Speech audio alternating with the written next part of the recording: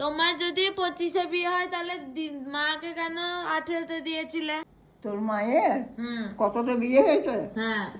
17-18 ইয়ে হয়নি, না বালিকা। ওদের ওই কত ওই ডিসেম্বরে হয়েছিল তো, 18ই না 19শে ডিসেম্বর ওর জন্ম। হ্যাঁ সেই কদিন 18ই ডিসেম্বর। কদিন বেশি পেয়েছিল বলে ওর সেই সাল দিয়ে 16 করেছিল। 16 বছরে তো স্কুল ফাইনাল পাস করে নাই, 15 বছরে। 15 বছরে উচ্চ মাধ্যমিক দেবে, 17 বছরে। তুমি তাহলে 24 বছরে বিয়ে করেছিলে? হ্যাঁ 24, 23 নয় 24 হবে বলে আর আমি করেছি, জোর করেছি। তখন দাদুর বয়স কত?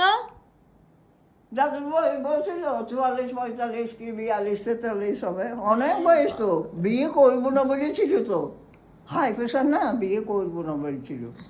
তোমার বিয়ে কে দিয়েছিল? খোঁজ কে দিয়েছিল তোমাদের? আমার বিয়ে দিয়েছিল আমার দাদা, দাদা দিদিমা ছিল, দিদিমা দান করেছিল। তাহলে তোমাদের এই গ্রাম থেকে কলকাতায় কি করে খোঁজ পেলো? কলকাতায় থেকে হয়নি তো, ওদের বাড়ি থেকে, মানিকের বাড়ি থেকে।